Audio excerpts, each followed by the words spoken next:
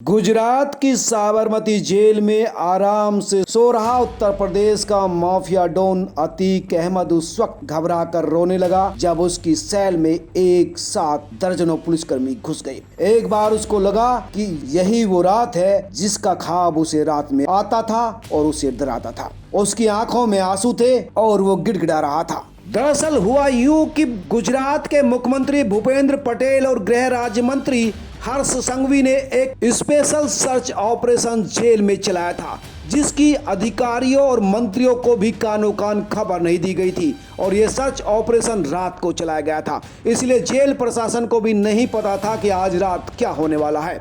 और इस search operation को खुद गृह राज्य मंत्री हर्ष संघवी और सीएम भूपेंद्र पटेल देख रहे थे।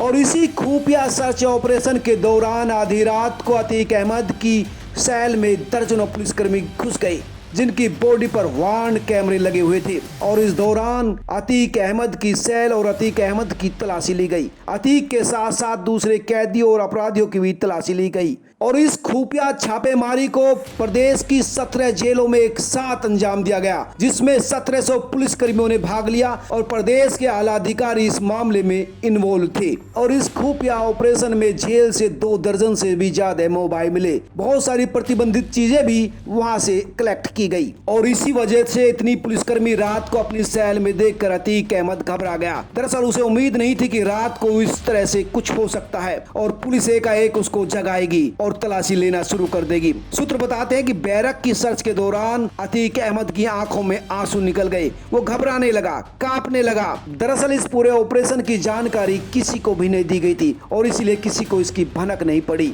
टीमों को निर्देश दिए जाने से पहले सभी अधिकारी भी ये मानकर चल रहे थे कि गृह राज्य मंत्री कंट्रोल एंड कमांड सेंटर से जो कवायद कर रहे हैं वह किसी ट्रैफिक ड्राइव के लिए है। दरअसल कुछ दिन पहले ही गृह राज्य मंत्री हर्ष संघवी साबरमती जेल में आए थे। उन्होंने उस वक्त भी औचक निरीक्षण किया था और उसी दौरान गृह राज्य मंत्री ने कई चीजों को नोटिस किया था जो मैनुअल के हिसाब से गलत थी। और इसी वजह से एक स्पेशल खुफिया ड्राइव चलाने का निर्णय गुजरात सरकार ने लिया था।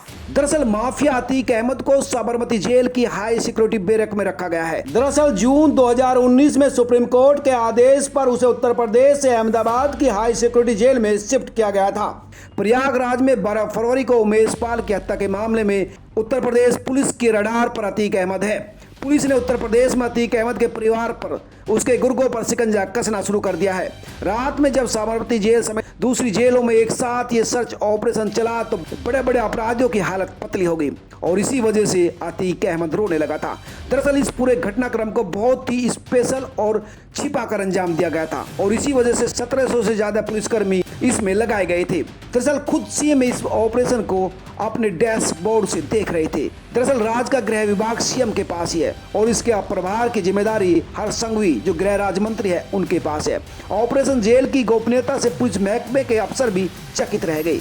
गृह मंत्री ने शाम को डीजीपी को मीटिंग का मैसेज भेजा और इसके बाद राज्य के 5 बड़े शहरों के सीपी और 5 डीसीपी समेत 100 पुलिसकर्मियों को बॉडी वार्न कैमरों के साथ कंट्रोल रूम कनेक्ट होकर तैयार रहने को कहा गया और इसके बाद गाड़ियों में टीमों को बैठने का निर्देश दिया गया। उस वक्त तक भी अधिकारियों को यह नहीं पता था कि आखिर सरकार चाह क्या रही है और रात 9 बजे के बाद उन्हें जेलों में सर्च ऑपरेशन का निर्देश दिया गया। सूत्र बता रहे हैं कि सर्च ऑपरेशन में माफिया अतीक अहमद, पूर्व आईएएस अधिकारी प्रदीप शर्मा, टीएमसी के नेता साकेत गोखले समेत कई अपराधियों की तलाशी ली गई और इसमें मोबाइल, गांजा, हीरोइन समेत कई प्रतिबंधित चीजें बरामद की गई। दरअसल माना जा रहा है ऑपरेशन जेल के बाद अब जेल अधिकारियों पर भी गाज गिरेगी।